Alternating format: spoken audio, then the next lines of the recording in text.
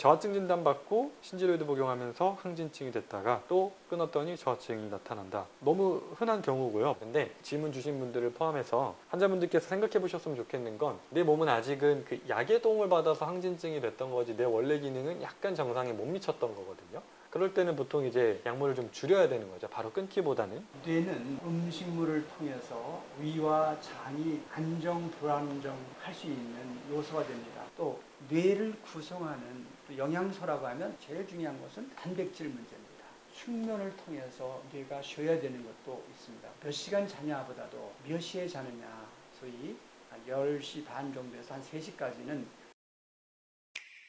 안녕하세요. EBM입니다. 5,000명 달성을 기념해 주시면서 많은 분들이 댓글을 달아주셨는데 댓글에 대해서 좀 답변을 하는 시간을 좀 가지려고 합니다. 1등으로 선정된 6분 참여해 주신 모든 분들께 다시 한번 감사드립니다.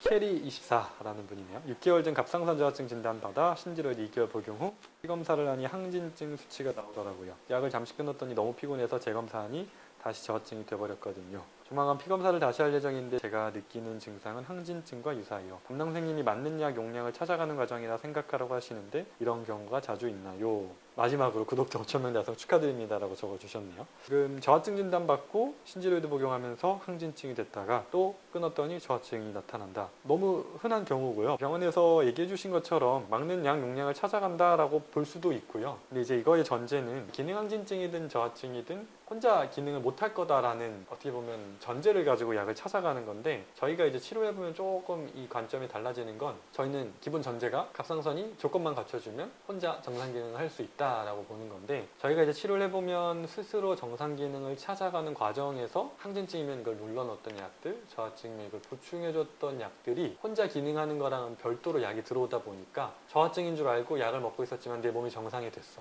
그러면은 호르몬 문제가 들어오면 당연히 항진증 상태가 되는 거고요. 항진증인 줄 알고 약을 먹어서 눌러놨는데 내 몸이 정상 상태가 됐으면 더 눌려서 저하증 상태가 되는 거죠. 그래서 이거는 치료 과정에서 충분히 나타날 수도 있는 반응이라서 뭐 약에 대해 적응한다라고 표현하기보다는 몸이 어떤 상태를 찾아가는 과정에서 약이 어떻게 보면 교란을 받고 있다고 보는 게 더 맞을 것 같아요. 뭐 이런 경우가 자주 있고요. 보통 초기에는 약물 조정하는 과정에서 다 이런 과정을 겪으십니다. 근데 질문 주신 분들을 포함해서 환자분들께서 생각해 보셨으면 좋겠는 건 항진증인 줄 알고 약을 먹었더니 저하증이 왔다라는 건 내 상태가 그 시기에는 정상 정도 수준에 도달했다라는 거거든요. 항진증인 줄 알고 약을 먹었는데 저하가 왔다는 건 내 상태가 그 시기에 정상에 도달했을 때 약에 적응한다는 표현보다는 내 몸이 어떤 상태이기 때문에 이 수치가 왔을까를 생각해 보시는 계기로 이 수치를 바라보시면 좋을 것 같아요.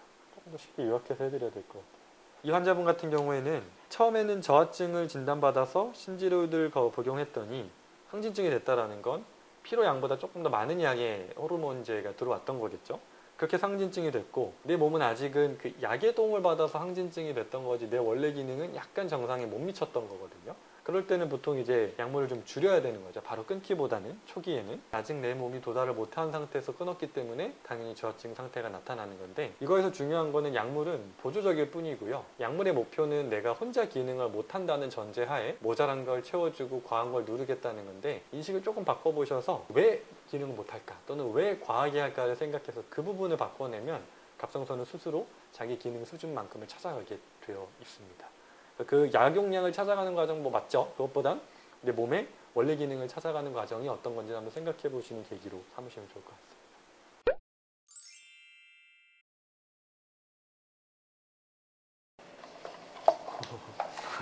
자, 긴장되네요. 어느 분인지 또 어떤 질문인지. 이인성님이신데, 자, 이분은 EBMTV 구독자 5,000명 돌파를 진심으로 축하드립니다 라고 하는 격려의 말씀 주셨고요. 이렇게 유익하고 전문적인 자가면역 질환과 대사질환 정보를 꾸준히 제공해 주셔서 정말 감사드립니다. 저는 최근 뇌 건강에 관심이 많아서 뇌 건강에 좋은 습관이나 운동법에 대해 궁금합니다. 또한 자가면역 질환 중 하나인 류마티스 관절염 초기 증상과 예방 방법, 그리고 대사질환이 우리 몸에 미치는 영향과 효과적인 관리법에 대해서도 알고 싶습니다. 앞으로도 많은 분들이 건강한 삶을 유지할 수 있도록 좋은 정보와 도움을 주시길 기대하겠습니다. 이벤트 참여와 더불어 좋은 컨텐츠 계속 부탁드려요. 감사합니다. 뇌 건강에 좋은 습관에 대해서 하나 짤막하게 말씀을 드리면, 뇌는 음식물을 통해서 위와 장이 안정, 불안정할 수 있는 요소가 됩니다. 그런 면에서 위장이 좋아하는 음식물이 들어왔을 때 결국은 뇌신경계도 안정을 취할 수가 있어서 유전체 타입에 맞는 음식을 통해 위장을 편안하게 하고 뇌가 안정된다라고 하는 내용 말씀을 드리는데, 결국은 자율신경계의 안정이 음식물과 직결되어 있다라고 하는 것을 하나 말씀을 드리고, 또 뇌는 사람과의 관계에서 영향을 받는다고 하는 것은 여러분들이 다 잘 아실 거예요. 그래서 그 관계성에서 상대방이 기분 좋을 수 있는 그러한 멘트나 마음가짐을 갖는 것으로부터 나도 편안한 마음을 가질 수 있는 입장에서 항상 상대에게 좋은 말, 표정을 짓는 것도 상당히 뇌의 중요한 생활 습관이 될 수 있는 거고, 또 한 가지, 또 뇌는 항상 중요하게 생각하는 게 뭐겠어요? 숙면을 통해서 뇌가 쉬어야 되는 것도 있습니다. 그런 면에서 우리가 몇 시간 자냐보다도 몇 시에 자느냐, 소위 10시 반 정도에서 한 3시까지는 우리 몸에서 셀로토닌이 잘 나와야 우리 잠을 잘 자잖아요. 셀로토닌이 잘 나오게 하기 위해서는 멜라토닌 호르몬이 잘 분비가 돼서 숙면을 도와줬을 때 우리가 또 다음날도 잘 잘 수 있는 그 셀로토닌으로부터 시작해서 우리 몸 전체에 영향을 주는 다양한 뇌화학물질들이 잘 분비될 수도 있어요. 제 시간에 일찍 충분한 수면을 취해주는 것 역시도 뇌 건강에 좋은 습관이다라는 말씀을 드리고요. 또 뇌를 구성하는 영양소라고 하면 크게 보면 제일 중요한 것은 단백질 문제입니다. 물론 지방도 중요하고 또 거기에 비타민 미네랄 중요하다. 그 모든 영양도 다 필요한데 1차적으로 뇌신경화학물질 영향을 주는 것은 단백질과 비타민이라고 하는 것도 여러분들한테 말씀을 드려서, 그것도 위장이 좋아하는 단백질과 비타민 종류의 영양소를 가지고 있는 식품이 되겠죠. 그래서 영양소는 항상 위장이 좋아하는 종류를 선택하는, 그래서 뇌세포가 건강하기 위해서는 유전자 특성을 알고 자연을 바로 알아야 된다라는 말씀을 드리고요.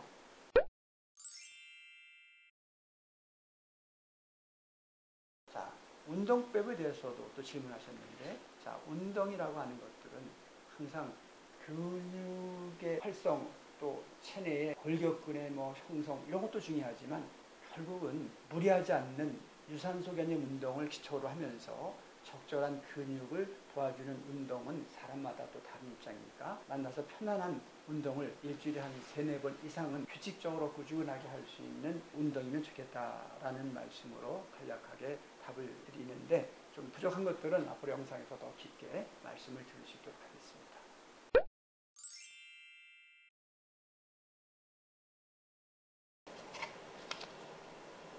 뚜밍쭈쭈님이네요. EBM 구독자 5,000명 축하드려요. 자가면역 질환이 재발이 잦다고 들었는데 재발을 막기 위해 평소에 꼭 지켜야 할 점이 무엇인지 궁금해요. 스테로이드나 면역제제 같은 약물 치료를 장기적으로 할 때 부작용을 줄이는 방법도 함께 알려주시면 좋겠어요.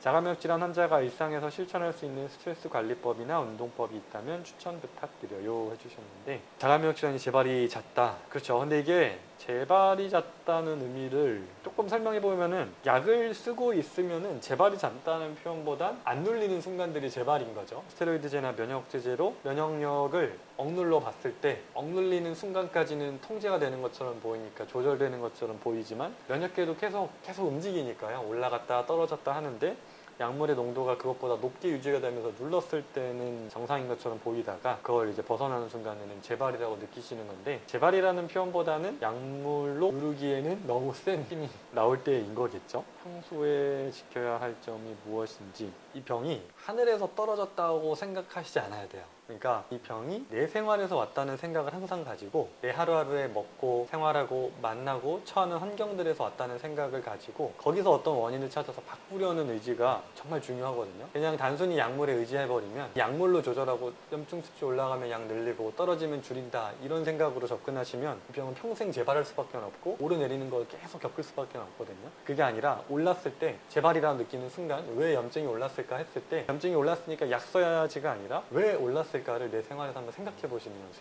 어제 뭘 먹었지? 어떤 사람을 만났지? 어떤 환경에 내가 처했었지? 이런 걸 떠올려 보면서 그 중에서 내가 한번 추론을 해보는 거죠. 이런 상황들이 나한테 염증을 만들었구나. 그래서 그런 것들 하나하나 제거해보고 시도해보는 거죠. 다음에 또 그런 상황에 처했을 때 그거 한번 시도해보고 그랬는데도 안 변한다 그럼 또 다른 원인을 찾아보는 거죠. 그래서 결국 주체성이라고 많이 설명을 드리는 내가 이 병을 슬프지만 만들었다. 그러니까 치료도 내가 한다는 이 인식이 있어야 재발을 막고 이거를 평소에 잘 유지하실 수 있을 거예요. 증상이 올라오는 걸 너무 두려워하실 것도 없고 올라왔을 때는 원인이 무엇인지를 꼭 찾아보는 주도성을 가지시고 이 병을 대하시면 좋을 것 같아요. 저희가 어찌됐든 여기서 자연 치유를 어찌됐든 많이 표방을 하고 뭐 식품 치료라고 하면 뭐 자연스러운 치료를 강조하다 보니까 약물에 대해서 무조건 부정한다고 생각하시는 분들이 많거든요. 근데 이 특히 자가면역 질환에 한해서는 약물의 도움을 받아야 되는 시점이 있을 수 있어요. 근데 이걸 약물에 대해서 너무 극단적으로 항상 생각 안 하셨으면 좋겠는데 이 자가면역 질환이라는 치료 과정이 면역계가 오르내리는 흐름을 띌 수밖에 없거든요. 면역계가 자리를 잡아가는 그 흐름이 있는데 그 흐름에서 너무 높을 때는 조금 도움을 받는 거 너무 두려워하실 필요도 없고 반대로 낮을 때 무조건 약이 없으면 이 병은 치료가 안 될 거야 라고 무작정 의존하실 필요도 없고 필요한 시기에는 도움을 받는다. 이 정도로 조금 약물에 대해서는 너무 불편하게도 그렇다고 너무 의존하지도 않는 마음가짐이 좀 중요한 것 같아요. 뭐 대표적으로 스테로이드제는 당연히 좋은 약이 아니죠. 모두가 알고. 근데 이 약이 특히나 강도가 심하게 염증 반응이 막 터져 나올 때는 이 도움을 받을 수도 있겠다라는 조금 여유로운 마음. 무조건 이거 쓰면 안 되겠다. 절대 쓰면 안 되니까 나는 절대 증상이 나오면 안 돼 라고 불안해하시기보다는 약물과 생활의 이 상관관계를 이해하시면서 적절하게 필요할 때는 도움 받을 수도 있겠다라는 마음을 조금 갖고 치료를 시작하셨으면 좋겠고요. 스테로이드제나 면역체제 같은 약물들이 당연히 장기적으로 사용할 때는 부작용이 많죠. 우리가 면역계를 떨어뜨리다 보니까 면역력이라고 하는 게 꼭 자가면역 질환에 한해서는 아군을 때리는 데만 작용하는 게 아니라 실제로 적군이 들어왔을 때도 싸우는 역할을 해야 되는데 그 기능을 같이 떨어뜨리다 보니까 가장 대표적인 게 이제 감염이 많이 늘어나죠. 남들은 그냥 쉽게 넘어갈 만한 감염들에 취약해지는 건데 이걸 부작용을 줄이는 방법은 다른 게 없죠. 일단은 약물 자체를 최소한으로 사용할 수 있도록 증상이 조금이라도 안정이 되는 게 보일 때는 조금 적극적으로 약물을 줄이려는 시도가 좀 중요하고요. 두 번째로는 감염에 노출될 만한 환경들을 피해야죠. 그래서 청결을 유지하는 것들도 그렇고 감염이 많이 될 만한 환경들을 최대한 피해야 되는 거죠.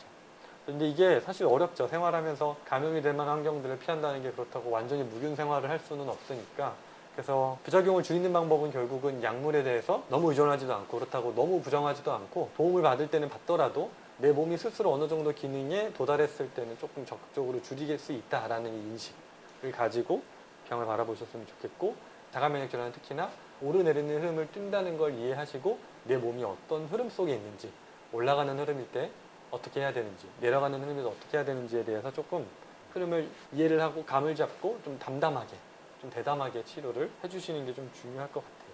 대사증후군도 그렇지만 저희가 무조건 약물을 무조건 거부하는 거는 아니에요. 약물의 그 효과 꼭 필요할 때는 말씀하신 것처럼 정말 급할 때는 사용을 해야 되는 경우도 있을 거기 때문에 그 사람의 증상에 맞게끔 꼭 필요할 때는 적절히 활용하면서 그 단계를 잘 넘어가고 궁극적으로는 그 치료를 마무리하는 게 중요한 거기 때문에 그 순간에 약을 안 쓰면서 버티면서 포기하시는 것보다는 적절하게 잘 활용하시면서 그 과정을 넘어가시고 그러면서 궁극적으로 뭐 3개월, 6개월, 1년 그 장기간의 그 레이스를 잘 마무리하시는 게 중요하다고 생각이 듭니다. 약물은 항상 저는 죄가 없다고 설명드리는 게 도움을 어떻게 내가 받을지를 내가 잘 선택해야 되는 거죠. 근데 그걸 너무 안일하게 생각하지도 않고 무섭게 생각하지도 않고 어떤 시기에 써야 될지를 잘 판단하는 게 혼자 하기가 어려우시니까 그런 걸 저희가 많이 도와드리는 거니까요. 오셔서 그런 것들을 많이 도움 받으셨으면 좋겠고요.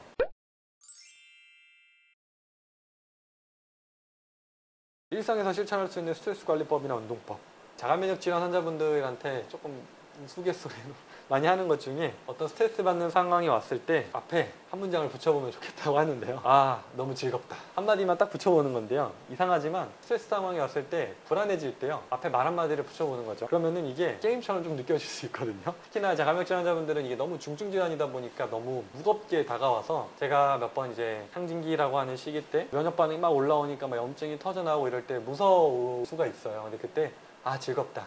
이렇게 잘 나온다니 너무 즐겁다. 이런 식으로 반응들에 대해서 내 감정을 일부러 긍정적인 단어를 또 붙여서 반응을 인식해 보시는 것도 좋은 것 같아요. 제가 스스로 좀 그렇게 하고요. 예를 들면 일이 너무 막 휘몰아쳐서 힘들다 할 때 아, 너무 즐겁다. 이렇게 많은 일이 나에게 온다니 이런 생각으로 인식을 바꾸는 방법이 결국 언어니까요. 내가 말을 하는 게 내 인식을 많이 바꿔주니까 항상 긍정적인 언어로 이 상황을 받아들이는 시작을 해보시는 거는 많이 추천을 드리고요. 운동법은 일상에서 실천할 수 있는 제일 좋은 게 사실 낮 시간에 좀 저는 햇빛 쐬시면서 많이 걸으시라고 정말 많이 말씀드리거든요. 다른 운동보다 걷는 행위 행위 자체의 의미도 있고 또 햇빛과의 상호작용이 저희가 음식을 중요하게 말씀드리는 것처럼 결국은 나랑 올바른 자연과의 만남을 이야기를 하는데 그 자연 중에 가장 사실 중요한 요소 중에 하나가 햇빛이거든요. 햇빛을 쐬시면서 할 수 있는 운동들을 저는 정말 많이 권장드려요. 자전거도 실내에서 사이클 타지 말고 밖에서 타시고 헬스장에서 달리기 하지 마시고 바깥에서 뛰시고 가능한 한 내 주변에 자연환경을 만날 수 있는 곳들이 있으면 최대한 많이 접하려고 하셔라. 그렇게 설명을 드리고 저는 좀 산을 좋아하는 편이라서 나무를 좀 오른다거나 돌을 오른다거나 이런 식으로 자연에서 할 수 있는 운동을 많이 찾으려고 하는데 환자분들한테도 그런 거 많이 좋은 자연을 좀 만날 수 있는 운동들 하시면 좋겠다고 많이 설명을 드립니다. 서울 도심에도 좋은 공원들이 많으니까요. 공원들에서 운동을 하거나 산 바다로 주말 때는 좀 많이 나가서 자연을 많이 만나실 수 있으면 좋을 것 같습니다. 결국에는 약간 명상, 호흡 그쪽이 연결이 되는데요. 호흡도 그냥 마음대로 쉬는 게 아니라 방법을 간단하게 말씀을 드리면은 코로 약간 복식 호흡처럼 숨을 크게 들이쉬고 그 다음에 5에서 10초 정도 입으로 천천히 내쉬면은 생각보다 좀 부교감 신경이 조금 자극을 받으면서 안정이 되거든요. 이거는 뭐 대사증후군, 코르티솔 관리, 그러니까 당뇨도 뭐 먹는 것도 먹는 거지만 생각보다 그 신경, 스트레스, 외부 자극에서도 혈당이 튀는 경우가 있다 보니까 그럴 때도 이제 명상 호흡법이 많이 좀 도움이 되실 거고 그 외에도 스트레스 관리가 그 호흡만 잘 하셔도 생각보다 마음이 안정이 될 수 있기 때문에 그것도 하나의 방법이 될 수 있을 것 같네요. 네. 스트레스 관리 할 얘기가 너무 많지만 자, 되게 스트레스는 관계성에서 나타나잖아요. 결국은 상대방이 건강하지 않을 때는 그 사람답지 않은 이야기를 할 수도 있어요. 그 사람의 건강 상태를 쳐다보고 그 사람이 하는 말, 표현들에 대해서 우리가 다시 한번 생각해 보면 저분이 원래는 안 됐는데 몸이 안 좋다 보니까 사소한 것을 저렇게 표현하는구나 또 한번 생각해 볼 수 있는 거죠. 그런 면에서 상대방이 이렇게 나왔을 때 나 똑같이 받아칠 게 아니라 거꾸로 그분을 이해하는 입장에서 한번 돌아가 보면 훨씬 더 스트레스 해소가 빠를 거예요. 상대방이 말하는 것 액면 그대로 받아들이기보다는 저 사람이 왜 저렇게 말할 수밖에 없는지를 한번 내가 그 입장에 들어가서 한번 생각해보고 조금 참고 긍정으로 상대를 쳐다보는 마음에서 스트레스 회복이 빠르다라고 하는 이야기죠. 어차피 관계성은 일이 해결되기 위해서는 내가 조금 더 손해보는 입장에서 상대방을 쳐다보면 스트레스 회복의 기회가 올 수가 있는데 그렇게 말할 수밖에 없었던 너의 심정을 이해하는 입장에 쳐다보면 결국은 나의 실수 내지는 잘못된 것도 한번 생각해 볼 수 있는 계기로 상대방이 이해가 된다면 회복은 빠를 수 있겠죠. 관계성에서 긍정적으로 쳐다보는 게 일단은 중요하다라는 이야기를 해주고 싶은 거고 또 상대방이 하는 말 그대로 내가 받아들여서 스트레스도 있지만 내가 역시 건강치 않아서 작은 자극에 크게 스트레스 받을 수도 있어요. 그래서 내가 건강치 않다 보니까 저런 자극에 내가 스트레스 받고 있는 게 아닌가 또 한번 생각해 볼 필요가 있겠죠. 내 몸의 건강과 관련돼서 상대방이 한 행동에 대한 스트레스도 한번 검토해 볼 가치가 있다라는 이야기를 해주고 싶은 거고 뇌가 푹 쉴 수 있도록 하는 숙면을 통해서 다가오는 다양한 자극을 자연스럽게 받아들일 수 있는 그런 여유도 중요하다라는 말씀을 드리고 그다음에 마음을 좀 바꿔서 즐거운 스포츠라든지 즐거운 취미생활을 통해서 뭔가 자기를 즐겁게 끌고 나가다 보면 뇌의 유연성이 조금 더 살아나면 자율신경계의 바란스가 안정적으로 가는데도 더 쉽지 않을까 그런 생각도 해보고요.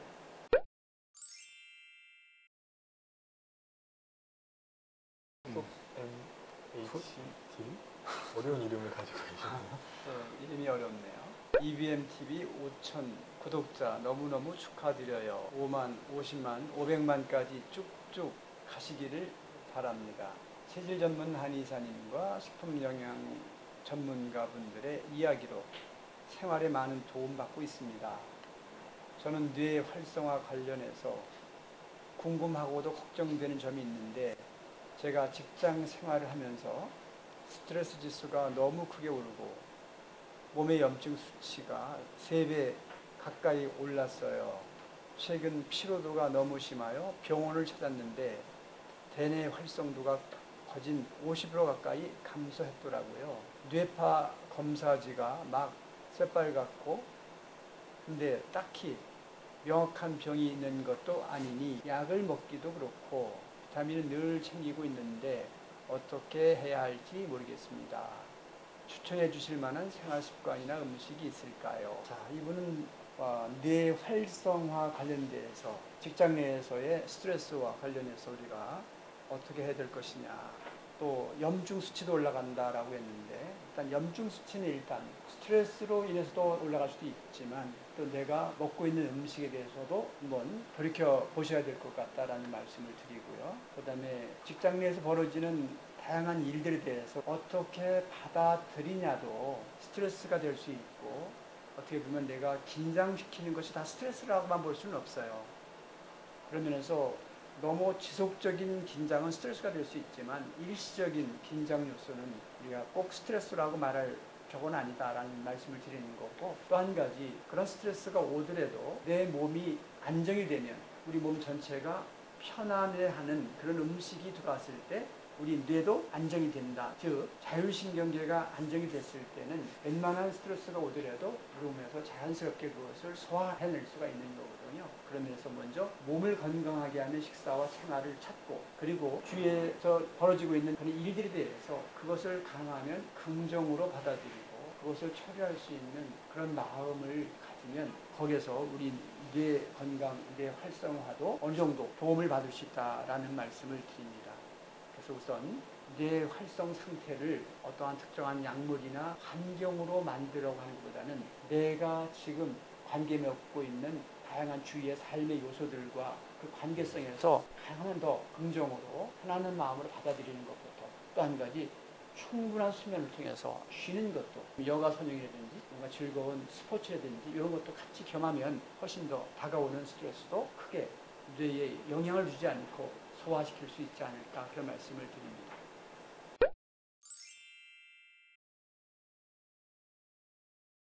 추천할 음식, 스트레스 받은 사람이 스트레스로부터 벗어나고 뇌가 안정적으로 활성화되기 위해서 뇌에 좋은 것은 뭐겠어요? 지방과 단백질, 비타민, 미네랄이에요. 그런 개념에서 보면 우리가 흔하게 먹는 뇌 구조와 비슷한 포도 같은 것들은 결국은 양성질이니까 어민들이 먹었을 때 지방이나 단백질, 다양한 불포화 지방산들도 많고 뇌 구성 물질로서 쓰여지는 물질도 많고 해서 도움이 될 수 있다라는 말씀을 드리고, 채소로는 연근 같은 것들, 연근 같은 경우에는 마음도 좀 진정시키고, 그 다음에 샐러리 같은 경우들은 결국은 그 안에 비타민 C부터 시작해서 다양한 생적 활성 물질들이 많아서 체내의 그 활성산소를 중화시켜서 결국은 뇌에도 도움이 되는 그런 물질이 될 수가 있어요. 그러면 이 S타입 양성질들에게는 어떤 음식이 좋을까도 한번 말씀을 드려보면, 양성질들은 결국은 음성질의 음식물이어야 되는데, 음성질의 음식물들 중에서 제일 좋은 것들은 일단 바다 생선들, 등푸른 생선이라든지 이런 것들이에요. 단백질뿐 아니라 불포화 지방산도 많아서 항산화 환경을 만드는 데도 도움이 되고, 그 다음에 뇌신경 항물질 만드는 데도 도움이 되고, 그 다음에 또 좀 권장약을 주고 싶은 좋은 물질은 하바라기씨 같은 것들은 그 레스틴 성분이 많아서 저희 혈액도 맑게 해주는 데 도움이 돼요. 해바라기씨나 또 뭐 호박씨, 땅콩 이것도 도움이 되고, 과일로는 귤 같은 거 있죠? 귤 껍질, 뭐 진피라고 표현하는데 마음을 좀 진정시키는 데 도움이 되는 물질도 있어서 그런 과일을 먹는다든지 그런 진피 차 같은 걸 마신다든지 이런 것도 도움이 될 수가 있고, 또 우리가 흔하게 많이 먹고 있는 녹차도 또 항산화 물질도 많고 나름대로 신경을 또 안정시키는 데도 좋은 진정 효과도 있고 해서 잘 마시면 도움이 될 수가 있죠. 또 한약재들도 많이 얘기하는 게, M타입 분들한테 제가 처방할 때도 많이 쓰는 게 연자육, 그 연근이죠. 연근을 많이 쓰기도 하고, 용환육이라고 해서 원육을, 흔히 이 두 가지 조합이 세로토닌과 비슷한 효과를 많이 낸다고 알려져 있거든요. 우울증 환자분들 또는 불안증 있는 환자분들한테는 약으로도 실제로 처방하니까 집에서 드시기에도 좋을 것 같고, S타입 분들한테는 많이 쓰는 게 이제 보통 산조인, 대추죠. 대추를 차로 달여서 드시는 것도 마음을 좀 안정시키는데 많이 도움이 되실 수 있을 것 같아요. 식약 공용으로 쓰는 것들이니까 약이라고 생각하고 먹으시기보다는 조금 더 식품 중에서 조금 성질이 세다 생각하시면서 드시면 좋을 것 같아요. 생각보다 사람들이 간과하고 넘어가는 것들 중에 하나가 주무시기 전에 핸드폰이든 전자기기 사용하시는 것들, 그런 것들도 좀 조심을 하셔야 되는 게, 아무리 뭐 식사를 잘 하고 잘 먹고 하더라도 주무시기 전에 누워서 핸드폰 하다가 잠드는 습관 가지시는 분들은 수면의 질이 떨어질 수밖에 없어요. 스마트폰에서 블루라이트가 방출이 되면서 밤이 됐는데 계속 내 눈에는 빛이 들어오다 보니까 잘 때가 아니다라고 계속 이제 각성을 시켜주는 효과가 있다 보니까, 그런 것들도 조금 같이 신경을 써주시면은 음식들의 그 시너지 효과를 조금 더 보실 수 있지 않을까라고 생각이 듭니다. 자기 전에 따뜻한 물로 목욕을 좀 한다든지 그렇게 해서 신경을 안정시키는 것도, 또 잠자리에서 편안하게 쉴 수 있는 환경도 만들어주는 것도 도움이 될 수 있을 것 같고요. 하츠2 하츠 S2 적어주신 분이신데요. 당뇨 전 단계라고 하시고 운동과 식단을 조절하고 있습니다.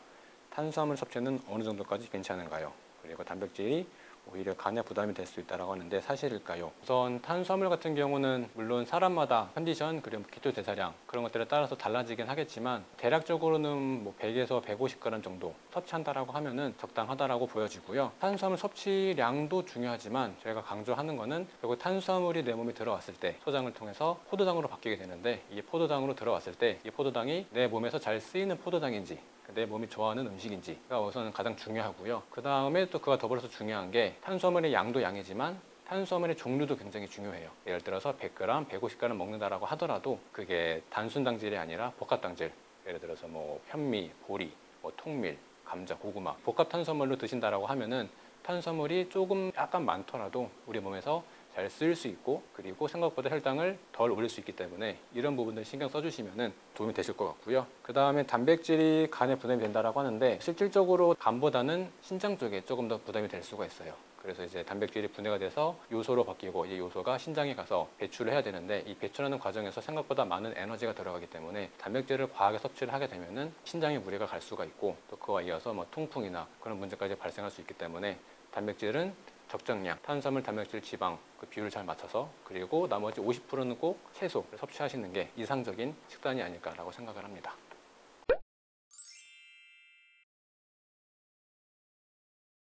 저희 아버지가 당뇨 플러스 고혈압이신데 약 드시는 걸 많이 귀찮아하세요. 그리고 체중이 빠지시는 게 보일 만큼 확연히 보이는데 식단 조절을 안 하시고 옆에 가족들이 어떻게 하면 좋을까요? 밥 먹을 때 먹지 말라고 간섭하면 스트레스 받아 하시는 것 같고 막막하네요. 실제로 여기 오시는 많은 분들 남성 여성 관계없이 연세가 있으신 분들은 생각보다 본인이 지금까지 해오셨던 습관들이 있다 보니까 그거를 하루아침에 바꾸는 게 쉽지는 않더라고요. 그러다 보니까 옆에 가족의 도움, 물론 본인의 의지도 중요하지만 초기에는 가족의 도움이 굉장히 많이 필요하다고 생각이 됩니다. 그래서 처음에는 먹지 말라라고 간섭하면 스트레스 받는다라고 하시니까 물론 밖에서 식사하실 때는 어쩔 수가 없긴 하지만 집에서 드실 때 혹은 가족이랑 같이 외식을 하실 때 가능하면 가족들도 환자분에게 맞춰가지고 그 환자분이 어떤 걸 먹어도 조금 편하게 먹을 수 있는 그런 식사를 좀 바꿔주시면은 그 환자분도 조금 마음 편하게 하실 수 있지 않을까 생각이 되고요. 그 스트레스를 받는다라고 하시지만 보여드리기 좋은 게 그분이 현재 갖고 계시는 증상들 혹은 혈당 수치가 될 것 같아요. 당화혈색소든 뭐 공복 혈당이든 그런 것들을 보여드리면 스트레스를 받는다라고 하시지만 그런 것들을 조금 보여드려야지 그분도 조금 경각심을 가지시고 한 번 더 실천을 좀 해보자 라는 그런 마음을 가지실 수 있을 것 같아서 최대한 처음 초기에는 가족분들의 많은 도움이 필요하다라고 보여집니다. 이렇게 환자분들의 어떻게 보면 인식이 조금 가벼운 이유가 저는 약 때문이라고 생각하거든요. 병이 내가 치료해야 된다는 생각이 별로 없으신 거죠. 당뇨가 온 게 마치 하늘에서 떨어져서 병을 맞은 것처럼 나는 당뇨에 걸렸으니까 약을 먹어야 되는 거는 납득을 하시면서 이걸 내가 만들었다는 생각이 없다 보니까 약 먹는 건 열심히 하지만 생활을 바꾸는 거에선 좀 마음이 풀리시는 것 같아요. 말 그대로 이걸 깨는 건 한번 경험을 해보셔야죠. 아, 이게 진짜 내가 생활에서 이 병이 왔구나, 내 생활에서 병이 왔구나를 느끼려면 그 생활을 한번 바꿔봤을 때 변화가 나타난 걸 눈으로 한번 확인하시면 조금 더 이런 의지가 생기시는 것 같아요. 그게 아니면 약이 너무 효과가 좋아요. 그래서 효과라는 게 수치를 잘 잡아주니까 뭐 고혈압약 먹으면 바로 혈압이 뚝 떨어지니까요. 생활을 바꾸기에는 너무 큰 자극을 맞아버려서 이렇게 쉽게 조절되는데 뭐하러 생활을 바꿔 이러기가 참 쉬운 게 이 약의 좀 맹점이라고 저는 생각을 하거든요. 환자분들이 그거를 느낄 수 있는 기회를 뺏어버린다. 내 생활로 병이 왔다라는 걸 인식할 기회를 뺏고 너무 빠르게 통제하고 잡아줘 버리는 게 저는 문제다.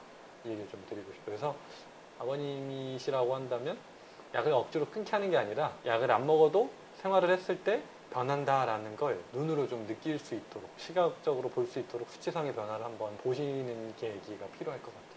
또 생각보다 약에 의존을 많이 하시고 계세요. 그러다 보니까 그 과정을 깨야 되는 게 쉽진 않지만 생각보다 여기서 말씀을 드리는 대로 적어도 한 달 해보셔도 약을 드시고 계신 상태에서라도 실천을 해보시면은 그 변화가 확실히 나오거든요. 그래서 오늘도 예를 들어서 뭐 7.3이었다가 한 달 만에 6.8까지 내려가는 그런 환자분들 계시고요. 그렇게 한 달만 실천하시고 약을 드신 상태에서 하시더라도 그 변화를 확실히 볼 수 있기 때문에 그 한 달 정도는 꼭 해보시는 것을 권해드리긴 합니다.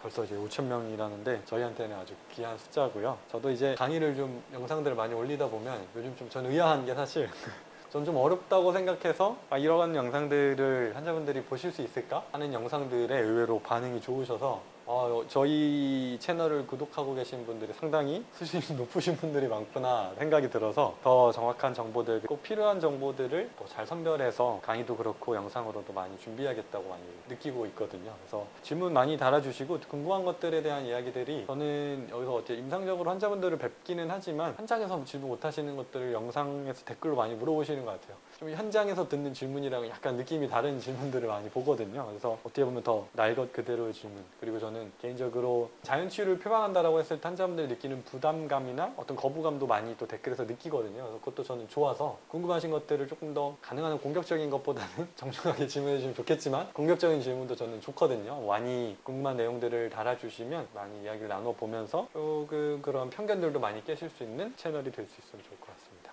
구독자로 인연되신 여러분들에게 감사를 드리고요. 앞으로 이 영상으로의 인연이 여러분들의 건강으로 직결될 수 있기를 희망하고 수만 명에 대한 임상 데이터를 가지고 있는 입장에서 앞으로 다양한 생활 속에서 건강의 사료들이 계속해서 영상으로 여러분들에게 전달될 것이니까 앞으로도 꾸준히 여러분들의 삶의 건강의 지표로서 이 영상을 잘 지켜봐 주시면 좋을 것 같습니다. 5,000명 구독해주신 분들 정말 감사드리고요. 앞으로도 그 은혜에 보답해서 양질의 컨텐츠를 제공할 수 있도록 노력하겠습니다. EBMTV는 자가면역 질환, 대사질환, 그리고 여러 난치성 질환들에 대한 정확한 정보와 예방, 치유 방법들을 전달하는 채널입니다. EBMTV를 시청하시는 모든 분들께서 생로 검사하실 수 있도록 유익하고 알찬 건강 정보들을 제공해드릴 예정이니까요. 앞으로도 EBMTV 채널에 많은 관심 부탁드립니다. 감사합니다. 감사합니다.